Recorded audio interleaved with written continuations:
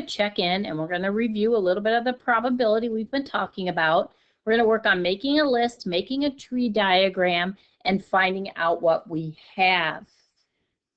Now, here is the first one that we're going to look at. Let me blow this up just a bit. It says, kayaking is a wild sport with plenty of wild white water thrills and spills. These kayakers spin to choose which one of the 3 runs they will take down the river. The race takes 2 days. Each kayaker spins each day. What are the possible outcomes for 2 spins? List them on the chart. Use the letter code. So if I look at the spinner here that I have on this spinner, the first time I spin the spinner, let's say I'm going to go down dangerous drop. So that's my first spin. So here is the first racer. So the first race for him is going to be the dangerous drop.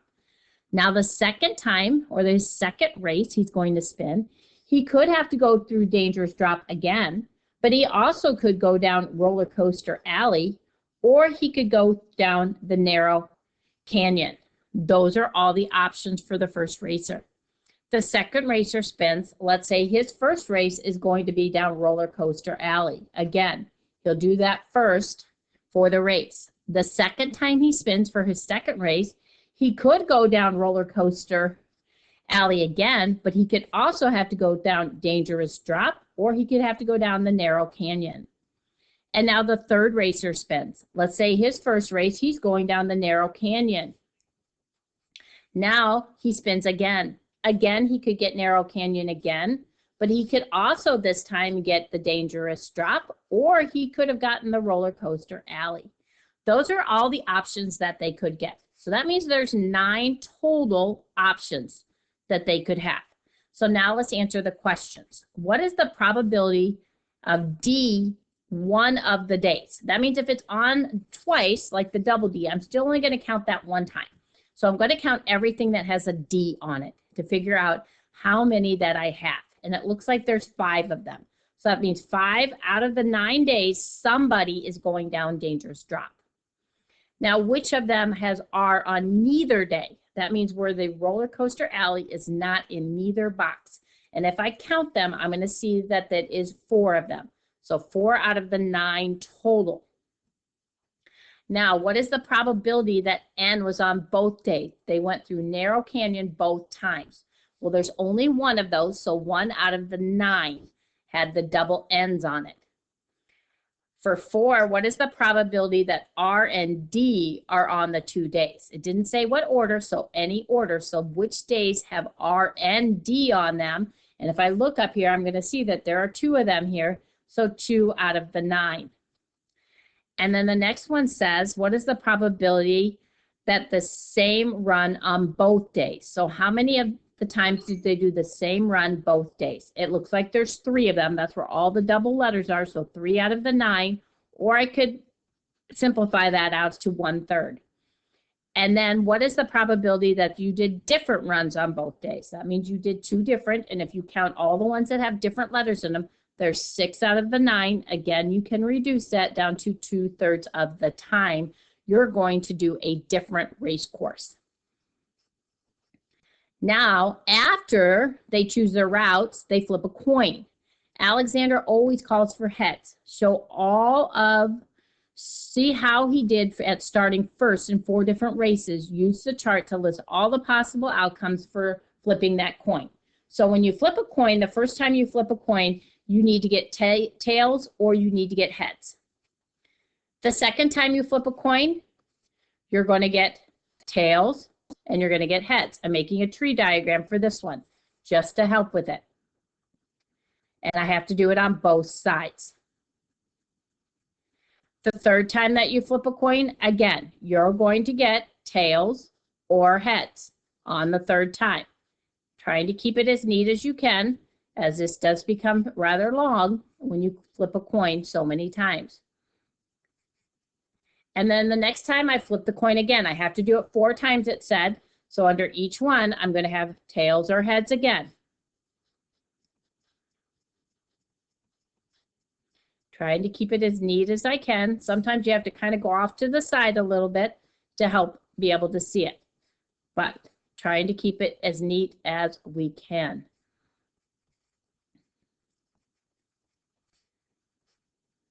And I changed colors on Lauren just to make it easier to be seen.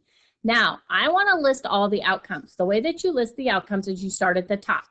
And I'm going to use a highlighter to show you. I got tails the first time, the second time I could get tails, the third times I could get tails, and the fourth times I could get tails. That means I could get tails all 4 times. And so I'm going to list up here tails 4 times. I'm writing them lowercase just because they fit in the boxes better, but it doesn't make a difference. Now the second time I do the coin, let's see what I get. I started at tails. I went to tails, and then I have to come down to heads. You have to do the same thing. Whoops, sorry about that. Let's back that up here. Didn't like that. Until we see. Oops, it wants to make my line awful straight there. I'm not sure what's going on, but it went from tails to tails to tails to heads. So again, let's go ahead and write that in. So I went from tails to tails to tails to heads, going down the line. Let's do it again, starting at the top every time. I went from tails to tails. Well, this time I have to go this direction, heads to tails. So tails to tails to heads to tails. You see how I'm getting that every single time.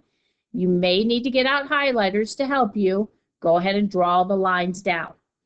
And then the next one.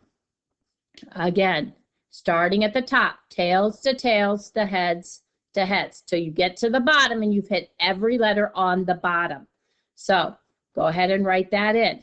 So I went tails to heads to tails. Oops, go ahead and get this to right up here for me. There it goes. All right. So, oops, I'm sorry. That was tails to heads to heads. Sorry about that. Not writing messed me up there. So tails to heads to heads. Now, I'm going to do that each time. I'm going to start at the top and I'm going to go down each row until I can get to the bottom, making sure I hit every single one. I'm going to go ahead and just fill in my chart so that we have it here and not take the time to do that. So the next one would be tails to heads to tails to tails. And then tails to heads to tails to heads. And then I would get tails to heads, heads to tails. And I would get tails to heads to heads to heads.